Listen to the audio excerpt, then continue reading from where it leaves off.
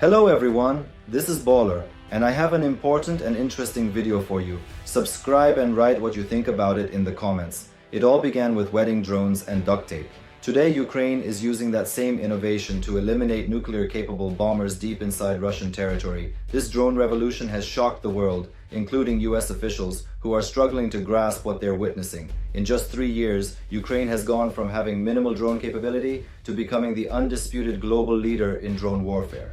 The country's military, which once relied on modifying off-the-shelf quadcopters, is now executing precision AI-driven swarm attacks and launching drone strikes so far into Russian territory that Cold War espionage seems modest by comparison.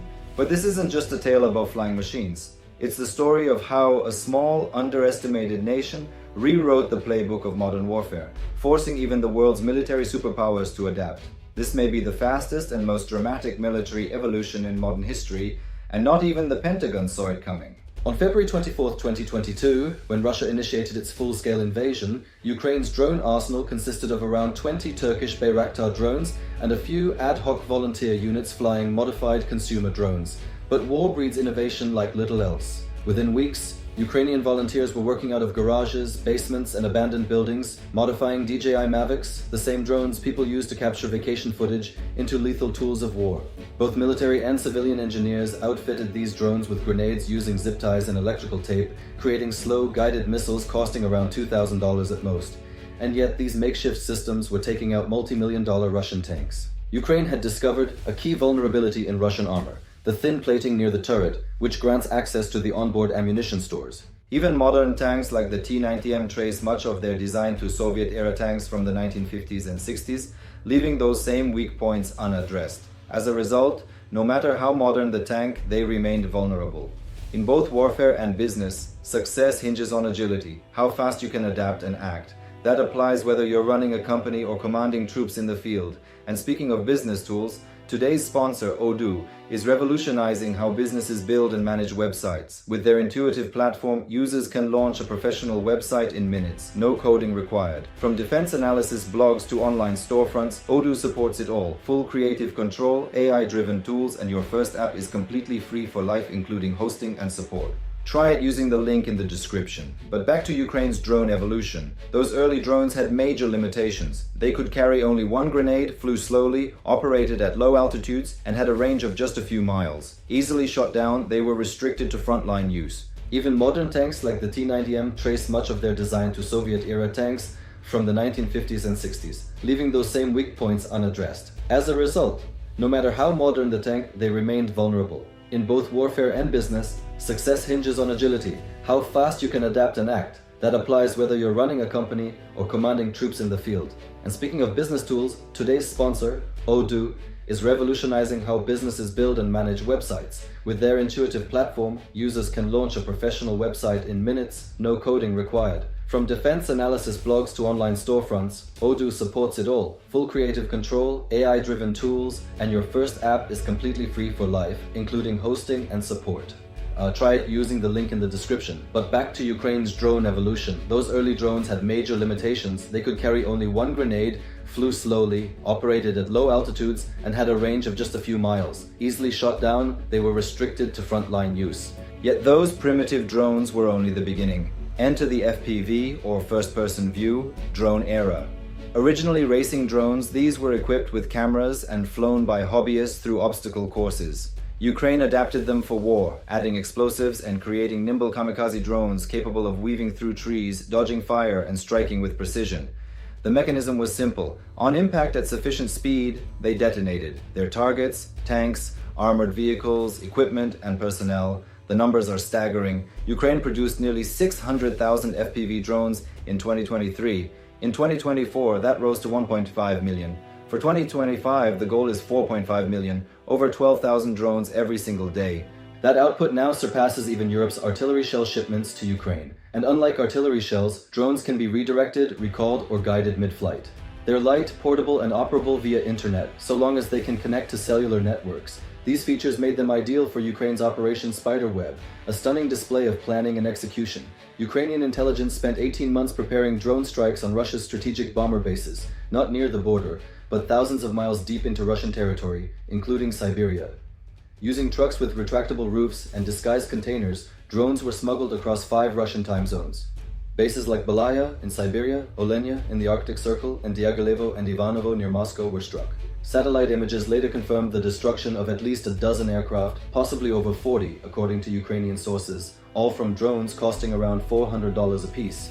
The psychological and geopolitical impact was profound. For the first time, a non-nuclear nation had successfully attacked nuclear-capable bombers deep inside a nuclear state's borders. Russia, in desperation, resorted to strapping old car tires onto their bomber wings for protection. What Ukraine pulled off is arguably the most remarkable industrial shift in modern warfare. Bombed daily, the country still built the world's most advanced drone production ecosystem without billion-dollar defense contractors or lengthy procurement cycles. Instead, they built a decentralized network of over 500 suppliers, from major firms to garage workshops, all funded directly by NATO aid. By early 2024, Ukraine was producing 20,000 FPV drones a month. By January 2025, that jumped to 200,000, a tenfold increase in under a year amid constant bombardment. Reliability also soared, with successful strike rates increasing from 30% in 2022 to over 70% by 2024. The nation dedicated $2.5 billion toward drone procurement across 2024-2025, signing deals with 76 different manufacturers. Currently, Ukraine is spending $60 million a month on drones. Still, that's minimal compared to the $250 billion NATO has provided so far, and the effectiveness is staggering. Drones are now responsible for up to 70% of destroyed Russian equipment. To understand this shift further, let's look at the drone models themselves. The FPV attack drones, the core of Ukraine's arsenal, include models like the KHS-7 Colibri Hummingbird and the Shrike. Costing just $400–500, they function like guided missiles capable of destroying million-dollar tanks. Then came interceptor drones, designed to destroy enemy drones. They resemble mini fighter jets, reach speeds of 300 km/h, and can use anything from explosives to simple wooden sticks to disable their targets. Ukraine also pioneered fiber-optic drones, immune to electronic jamming, connected to base by ultra-thin cables stretching up to 12 miles. These wired drones are immune to modern electronic warfare. But Ukraine didn't stop at land. Without a navy to speak of, they created naval drones like the Majira V5 and Sea Baby. The Majira V5, a remotely operated explosive-laden speedboat, even shot down a Russian helicopter using an air-to-air missile in December 2024, the first such incident in history. Sea Baby drones, larger and heavily armed, famously struck the Crimean Bridge in 2023 and have continued to wreak havoc on Russia's Black Sea Fleet. Ukraine has confirmed the destruction of 10 warships in 21 drone attacks, an unmatched naval disruption from a country with no traditional fleet. On the long-range front, Ukraine developed drones akin to cruise missiles. The UJ-22 started it all, with a 500-mile range, which later extended to over 600. By 2025, Ukraine aims to produce 30,000 long-range drones, compared to just 6,000 in 2024. These drones now regularly hit oil refineries, command centers, and industrial targets, including strikes near Moscow in August and September 2024. The new B-1 loitering drone represents the next leap, a drone that patrols for hours before striking at the right moment. Experience has made Ukraine's drone operators elite. Units like Magyar's Birds carried out over 11,600 sorties in March 2025 alone, targeting over 5,300 Russian assets. But AI is making them even deadlier. AI systems now guide drones, identify targets, and make tactical decisions. With access to over 15,000 drone crews footage, totaling 2 million hours of combat video, Ukraine's AI training capabilities are unmatched. Systems like Ochi use this data to distinguish enemy assets and refine combat performance. In 2024, Ukraine had 10,000 AI-enabled drones. In 2025, that number may triple. These drones already outperform human pilots, hitting targets 70 to 80% of the time, compared to 10 to 20% for manual operators. AI drones can also work as swarms, sharing data, adjusting tactics in real time, and completing missions even without human input. The central nervous system of this network is Ukraine's Delta Situational Awareness System, which unites sensors, drones, and human input into a real-time battlefield web of intelligence. Ukraine's breakthroughs are now studied worldwide. NATO launched JTAC in Poland to work directly with Ukrainian developers. The US launched the Replicator initiative to replicate Ukraine's success. China restructured its forces entirely to prioritize drone and electronic warfare. Europe approved over $841 billion in rearmament funding.